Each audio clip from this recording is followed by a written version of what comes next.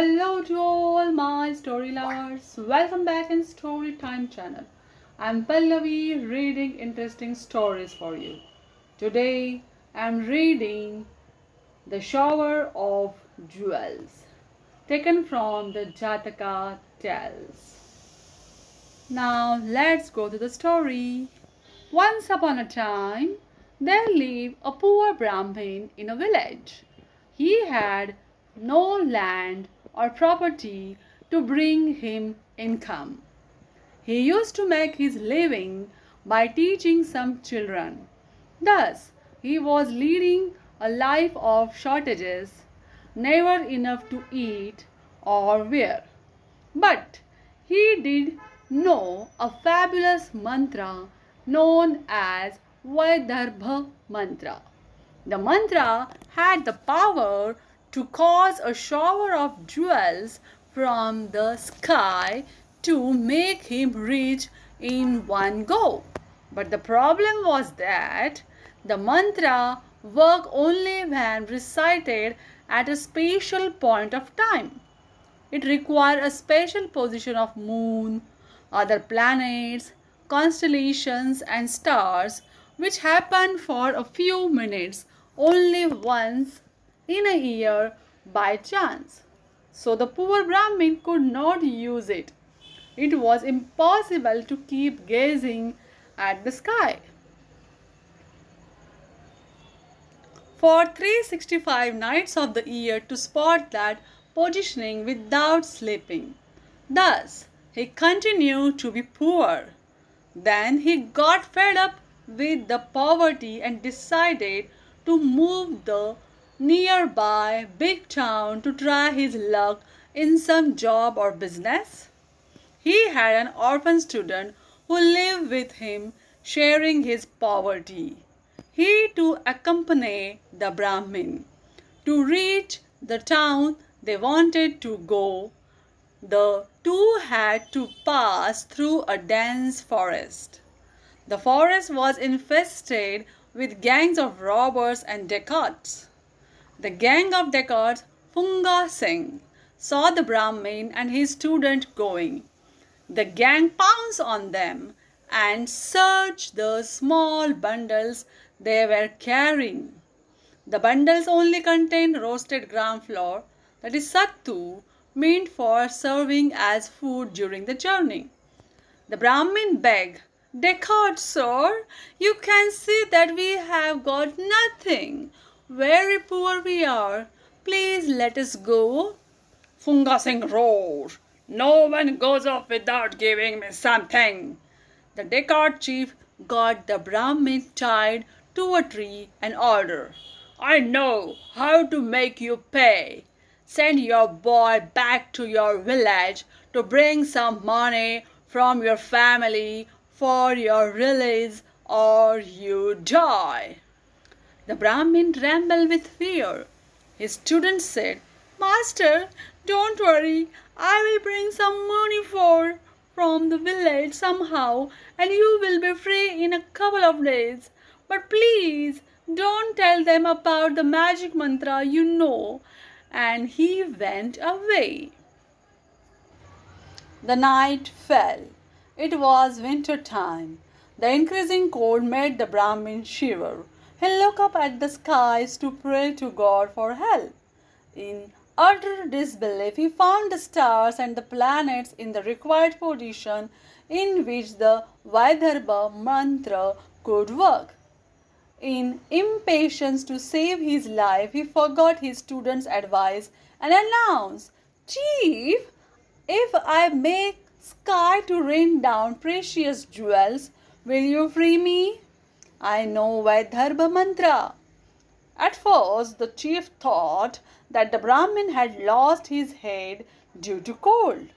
Then he saw no harm in trying and untied the Brahmin. The Brahmin quickly took bath in the near river and recited the mantra invoking the heavens to rain jewels. There was a flash in the sky and a shimmering beam of light came down, bringing in its wake a shower of glittering jewels.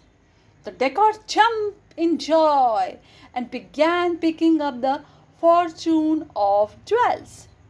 As they were about to tie up the bundle of jewels they had collected, and another gang appeared on the scene led by Descartes Mohar Singh, who ordered the thundering voice, "Hand over that bundle of jewels to me." Faguna Singh said, "Brother, take this Brahmin. He knows Vaidharva mantra, which brings shower of gems like this one." Mohar Singh grabbed the Brahmin and commanded, "Brahmin, make a big shower of gems for me also." The Brahmin stammered, "Sir, I can't be done. The special hour has passed. Only next year." The angry Descartes plunged his sword into the Brahmin, killing him instantly. With that, a war broke out between the gangs for the jewels. All the Descartes got killed except two chiefs who fought on ferociously. When they got badly tiring out, Funga Singh said, huffing and puffing, "Oh, brother, no use any more fighting. Only we two are alive. Let us share the gems 50-50.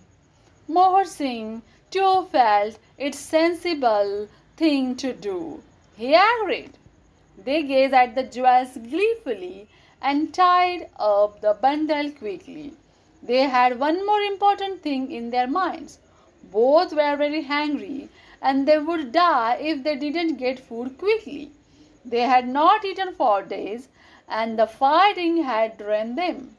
They put the gem bundle in the hollow of a tree to put it out of the sight of any other intruding Descartes. Then they decided that one of them would go for food and another would guard the treasure. The toss of coin decided that Mohar Singh would guard.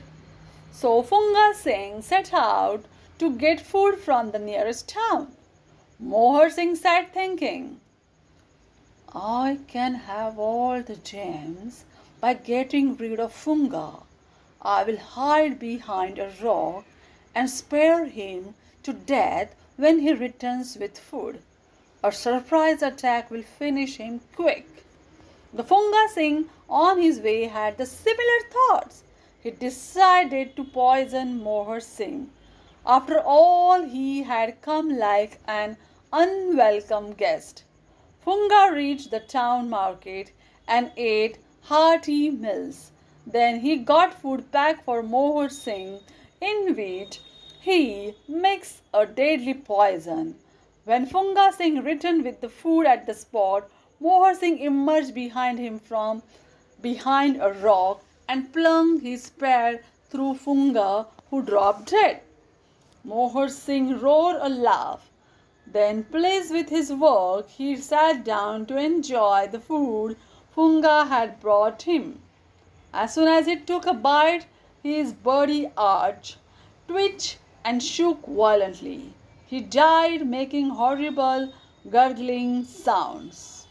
When the boy returned next day, he found the dead bodies of Descartes and of his master.